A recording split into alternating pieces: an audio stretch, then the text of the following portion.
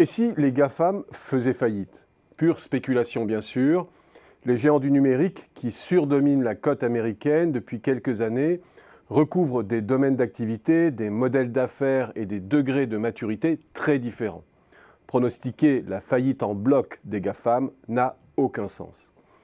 Leur point commun, c'est qu'ils sont les fers de lance de l'économie de l'Internet, avec la data, le soft et le réseau au cœur de leur construction.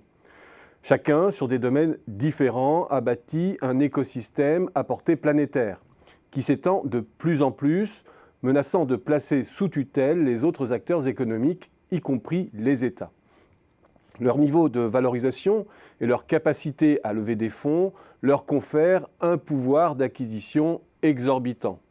Ils peuvent faire main basse sur toute start-up, entreprise, tout brevet prometteur. Leur ascendant technologique se renforce donc sur un mode cumulatif. Autre point commun, c'est la structure de leur bilan. Attardons-nous sur quelques chiffres clés. Beaucoup de fonds propres et donc peu de dettes, à l'exception notable d'Amazon, et des montagnes de liquidités.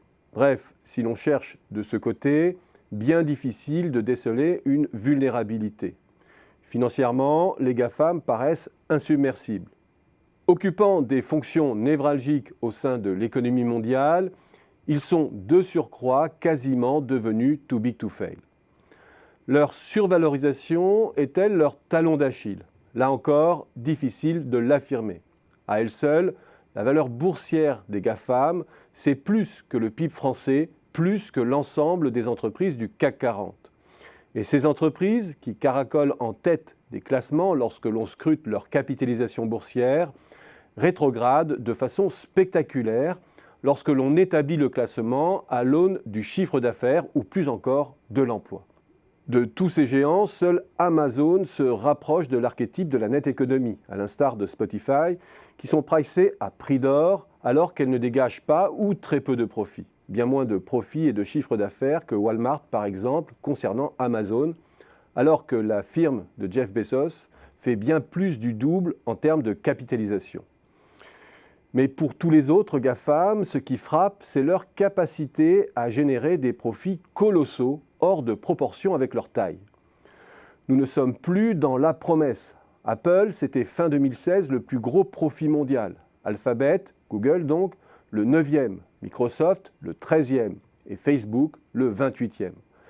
La valeur boursière de ces groupes est certes élevée par rapport au profit, à en juger par le PER, qui rapporte les cours au profit, mais il n'a rien d'exorbitant par rapport à la moyenne du marché, et ce que l'on peut parfois observer dans la net économie. Les cours sont donc représentatifs d'abord de l'incroyable profitabilité des modèles d'affaires. Alors on peut certes imaginer demain un krach sur ces valeurs, mais un effondrement du cours tue rarement une entreprise. Cela l'expose en tant que proie potentielle, cela limite sa capacité à se développer par croissance externe à minima. Mais cela ne crée pas mécaniquement une faillite.